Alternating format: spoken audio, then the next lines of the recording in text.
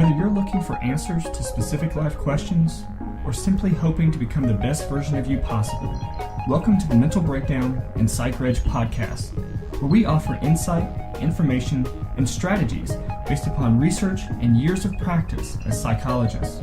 So sit back, have a listen, and get connected with our hosts, Dr. Berney Wilkinson and Dr. Richard Marshall. Welcome back. Today we're going to wrap up our week of discussion about technology and the influence of technology and digital media on our... You didn't use my name. I know I didn't. I did it on purpose. I did. Did you really? I've been waiting since yesterday. I know. Okay. Because you knew I was ready to pounce. I did, and you teased me about it, and so I was like, you know what? I will show him. Because normally Dr. B says, Richard, today we're going to talk about, I don't know what we're going to talk about. So we were jostling about it yesterday. So you left me out today. I feel bad now. I feel neglected. But Richard, today we're going to talk about the influence of Silicon Valley. There, I did it that way. How's that? Thank you. I feel better now. Is that better? All right. But the influence of Silicon Valley, because it's a really interesting. This article that we're talking about is a really interesting evaluation of where things are. It's a long article. Longer than what we normally post. Right. But we're not going to go through all of it. We're just going to pull a couple of things out of it, but we really encourage you to read it because, man, there's a lot of stuff. The reason it's long is he touches on several important points. There isn't a single focus. I mean, it sort of has a broad theme. Right. And you can tell, you can see from the title that what it's about. But there are several themes. When you and I were talking about how we were going to approach this, there are so many pieces to it that it would be impossible to touch on everything.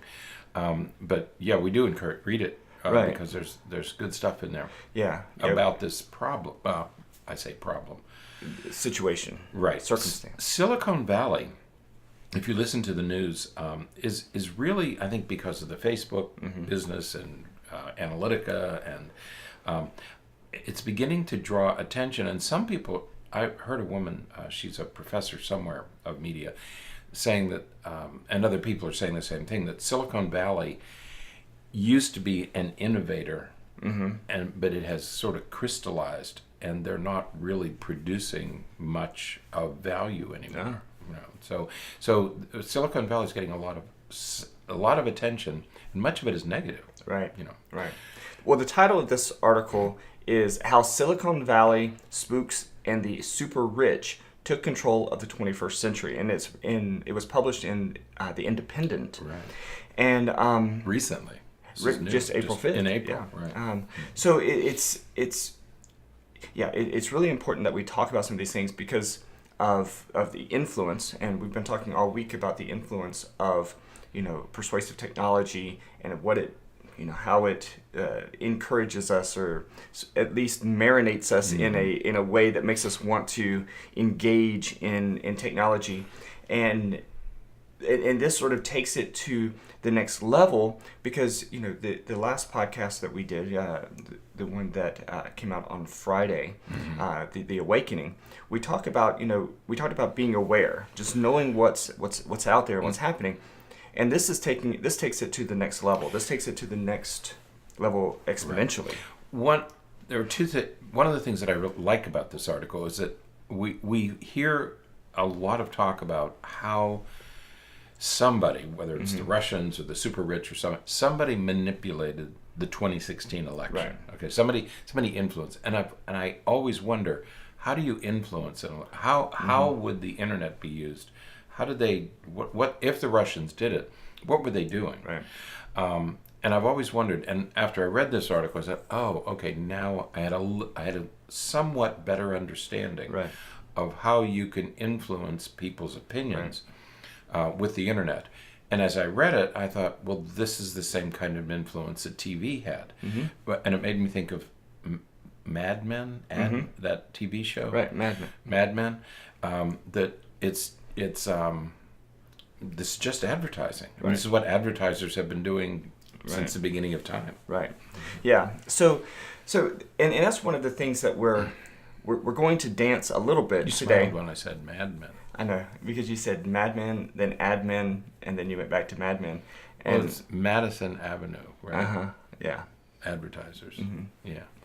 So, But we're gonna try to avoid a lot of the specific political talk because all of that stuff is still emerging, and we don't know where that's going. And they even mentioned here in the article about Mark Zuckerberg's testimony. Now, by the time we're recording this, he's already testified 2 days for 2 Today's days. day 3. But when this was written, the he was going to be, this was before he testified. So, Right. but we're not going to get into the political piece of it, except from the perspective of, I think it's really important that we acknowledge or recognize or at least consider how we're being influenced by the information that we're receiving.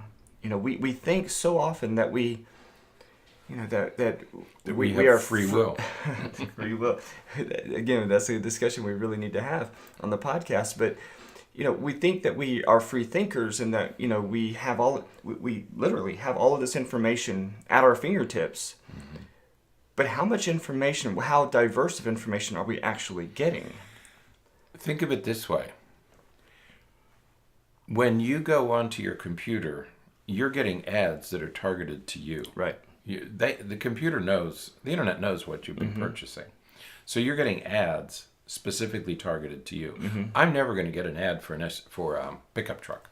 Yeah. Because I've never looked at pickup trucks, so I'll probably never get an ad for that. Right. It's the same thing with political information. Once they know the stuff you're looking at, and they know, right, you're going to be bombarded with more of that stuff. You're not going to hear the other side. Right. You're only going to hear what you've been looking for. Right. What I get in my computer at election time is very different than what my cousin is going to get because he votes very differently than I do. Yeah. So he's going to get data into his computer that support the position that he holds. I'm going to get information in my computer for the positions that I hold. And what's interesting is that this affects us all the time. Every day. Because, Richard, sometimes you'll come in and you'll say, hey, Bernie, did you read that article in Google News about such and such? Right. And I was like, nope. And it didn't come in. And you'll say, just go to Google News and look. And I'll go to Google News and I'll have a whole list of news reports that aren't even related to the things that you got. Right. That's right. Yeah. Because you're getting different articles than I'm getting. Right. Okay. And that's what many people don't understand about the internet. I'm getting articles about the upcoming Marvel movies and Star Wars. And that's how you know about. And I keep thinking, how does he know about all this stuff? And why doesn't he know about congressional testimony? Because he's more interested in Marvel comics. Mm-hmm. That's how you learn that stuff. Yeah. I never get anything about Marvel. Nothing about Marvel comics ever comes into my computer. Let me use your computer a few days, and you will start getting lots of that stuff. different information. You will. And that's what everybody needs to understand. Mm-hmm. As parents struggle to understand what's going on, your children they're receiving information based on what they're looking at. Right. Yeah. Yeah. So we're going to talk a little bit about that, and we've alluded all week to the idea of algorithms and these powerful algorithms, and today we're going to talk a little bit about those. What exactly is an algorithm? I know what it is, but when we use the word algorithm, what are we talking about? An algorithm I guess it's just a fancy math formula. It's a math formula. It's a statistical formula. Right. Mm-hmm. That just pulls particular data about what you're looking at, how frequently you click on different things, how long you stay on a particular page, just some of those different behaviors. Where you go, how long you stay, how often you return, what time of day. Yeah. All those things get dropped into a formula. Right. And it says, based on all this, this is who you are. And this is what we're going to send to you. And this is the incredible thing about those algorithms. According to the article, if you have 150 likes on something in Facebook, the algorithm that they are using can predict your behavior better than a family member. Right. I think that's absolutely amazing. So you got that. If you post something, Right. and you are doing something, and you have some things that have 150 likes on your Facebook, they can predict, their algorithm can predict your behavior better than a family They will member. predict how you're voting. They'll predict where you eat. They'll predict what car you're going to buy. They can predict all that stuff. If you 300, right, if you have 300 likes with your face on your Facebook page, they can predict your behavior, and they know you better than your spouse. That's right. Now that's a powerful algorithm. Yes, and I think it tells us two things. One, it tells us how powerful these algorithms are getting and how precise they're getting with and you know, not that we have to get into statistics and everything, but the way that they strengthen the algorithms is through the refinement of the constants.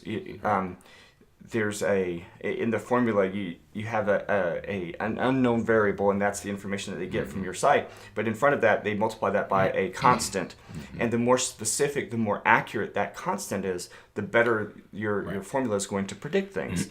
So they're just getting really good with those constants. Right.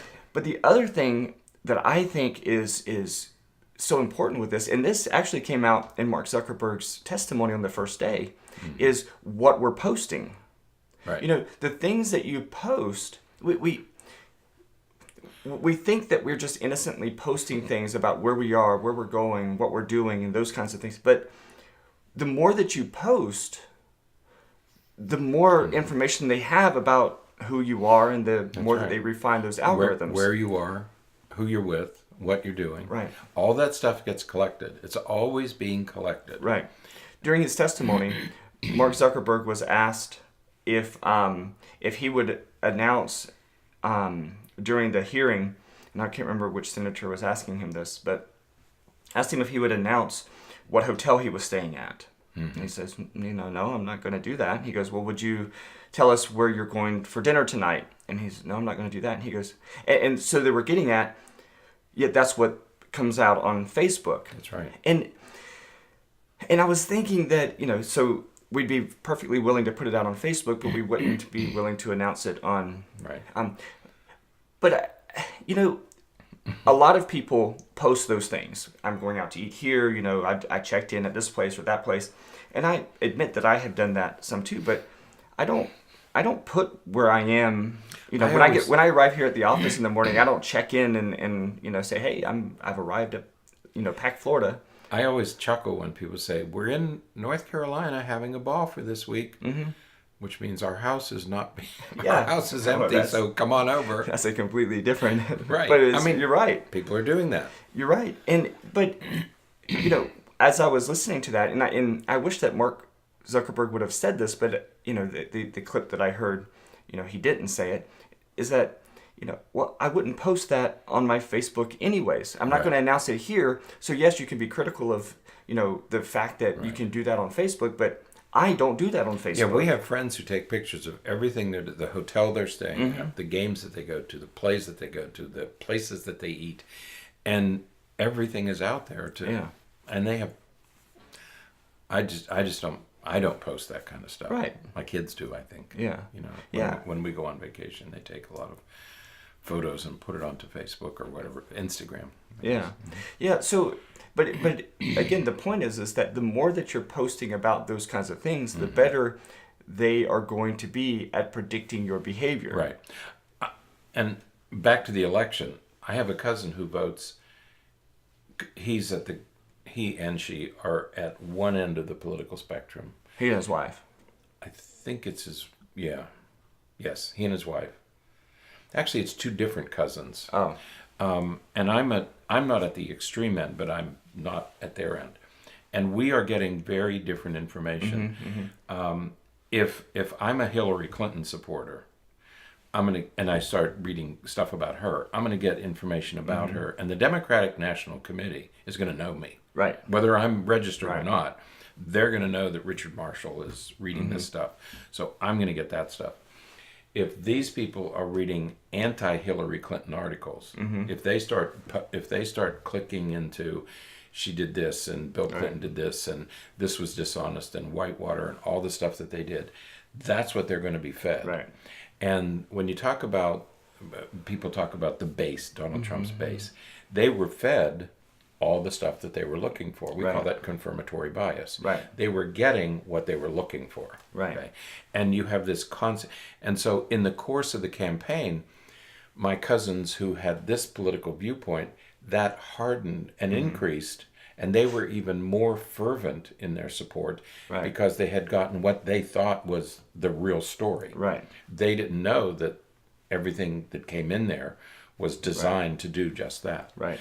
Did the same thing to me. Right. I mean, the stuff I was receiving did the same thing to me. Right. And that's the important thing that you have to know. Right. The information you're getting is not what you're choosing. And I think when you talk about the algorithm, I think that what you post carries more weight than what you read. Right. Because they know, if you're posting it, they know it has more importance to you than something you're just reading. Right.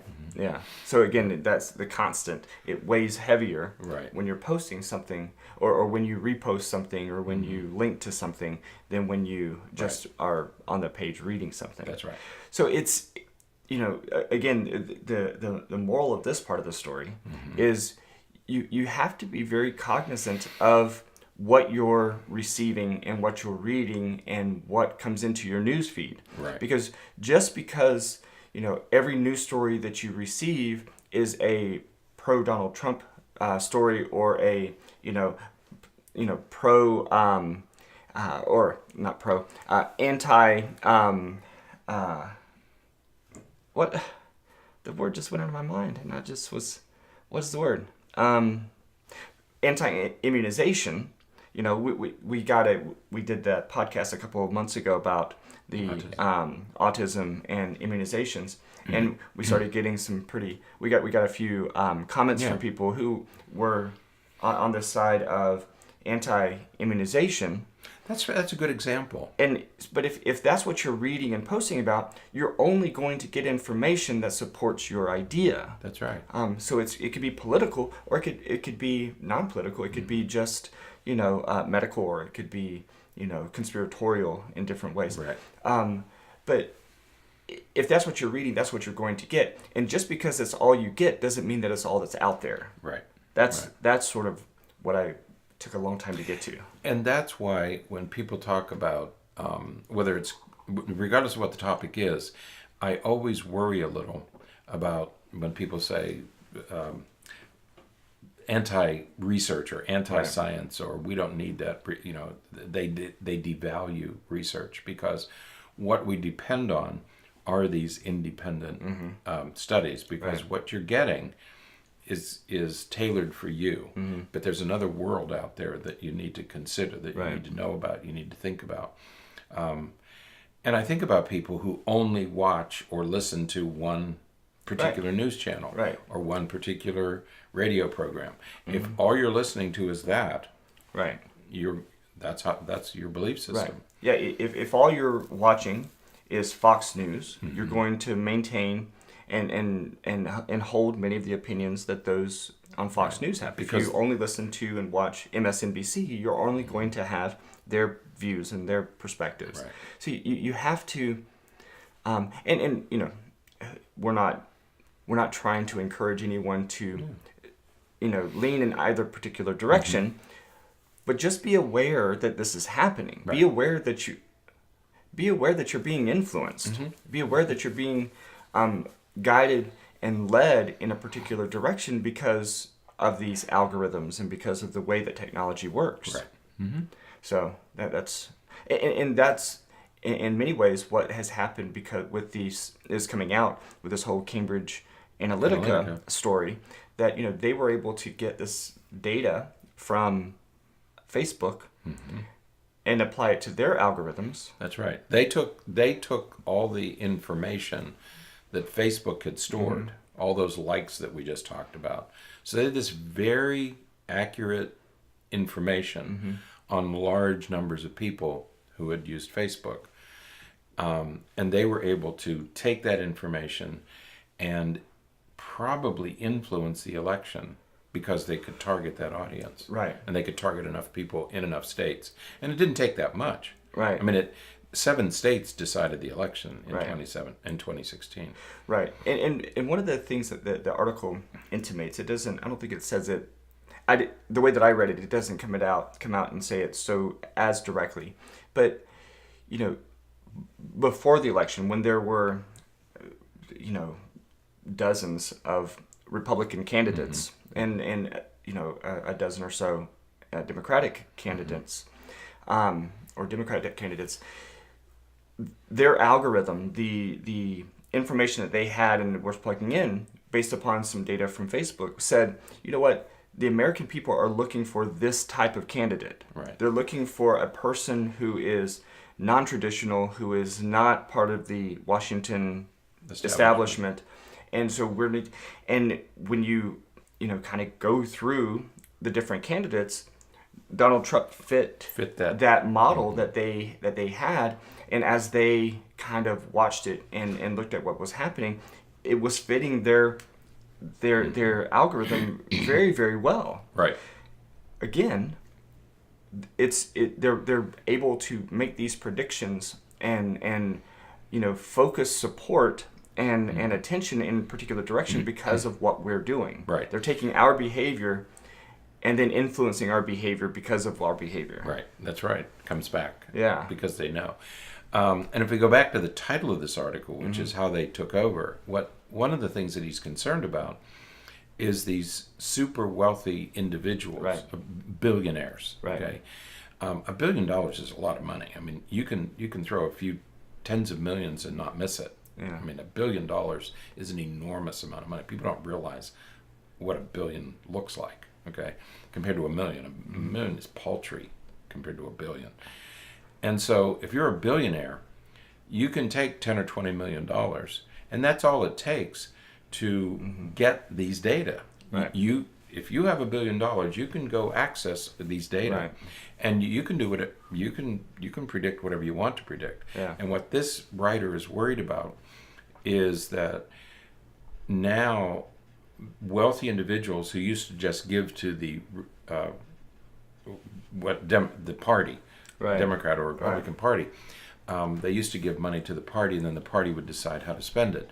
Now, a wealthy individual can control all the data himself or herself, Right. and the author mentions different individuals who may have done that Right. during the last election. Right.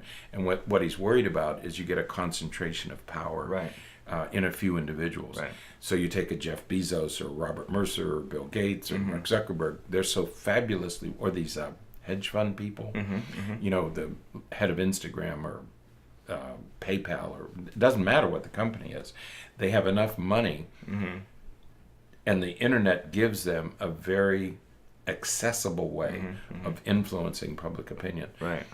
Now, we have always had wealthy individuals Right. affect campaigns. I mean, Right. Andrew Carnegie and John D. Rockefeller, and those people influenced political decisions in their Yeah. day. Right. They did it in a different way, but surely they did it. Right. It was the technology of that day. That's right. They used whatever whether it was newspapers or magazines, or when the radio came out. Right. You know, the National Socialist Party in Germany, Goebbels and Hitler were very good at radio. Franklin Roosevelt used that radio medium very effectively. When TV came out, there are people who argue that John Kennedy was elected because of the way Right. he looked on TV compared to the way Richard Nixon. Nixon looked on TV. And so it's whatever medium is out there is what people are going to use, Right. whether it's newspapers, magazines, radios, or TV, or now it's the internet. You are being influenced. It's just that we're better at it today because we have Right. more information. Right. And we are freely giving that information. We volunteer it. You know, anytime we post, anytime we're clicking on things, and you know, this is not in any way an anti-Facebook post or podcast. It's not in any way an anti-social media podcast. It's be aware of what's happening. Know the technology. You know, And right. When back in the 80s, there was a professor at one of the universities, and he did this wonderful course on television. And it was when we were really beginning to understand the power of television, because a lot of research had been done in the 60s and 70s. And he taught this course about television, and it was really helpful to know what TV producers do to get you. They want to keep you watching. They want to keep you on the screen. They want to keep you, and because you are the audience that pays the advertisers. And the more audience you have, the more you can charge for advertisers. And once you knew that, it helped you to watch programs instead of watching TV. You know, that whole idea. Let's watch programs, not watch TV. Right. Yeah. Same with this. Know the medium. Know what's going on behind the curtain. Absolutely. Absolutely. Did you have any other points that you wanted to hit? No. We were kind of covered it. I do wish we could do more. Explain better what Cambridge Analytica is and does, but it takes because it's a fascinating world that these people live in, and they live in a very different world than the rest of us. Whether it's Cambridge Analytica, Assange, Julian Assange, and who's the other one? The other whistleblower who's in jail somewhere and has to live in another country. I know the white-haired guy. Right.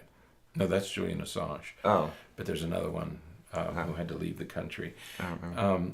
But this is a world that you just need to know about. Know how it works. Yeah. Know how you're being influenced, but also know how your children are being influenced, because they clearly are being targeted. We are all being targeted. Right. Remember that movie, The Circle? Yeah. Did you see that? Yeah. And that sort of is a clever depiction of this world, because that is what's happening. It's a great movie with Tom Hanks and Emma Watson. Yeah, it's really good. Right. We are all being watched. We are all watching, and we're all being watched. Absolutely. So please know that. Yeah. So, all right, that is it then that for was today. Fun. So, nice but way definitely, to spend a Saturday. Definitely read the article. There's a lot more in there than what we covered. So, until next time, stay happy, stay healthy, don't forget to be afraid. Thanks for sharing this episode of the Mental Breakdown and Psychreg podcast. Be sure to check out the show notes for links to follow us on Twitter and subscribe to our YouTube channel, where you will find all of our previous podcasts and much more. We would be honored if you would become a patron through patron.com, where any donation you can manage will go to the development and creation of more content. Just visit patreon.com/thementalbreakdown for more information. Thanks again for listening. Have an awesome day, and we look forward to being back in your feed tomorrow morning.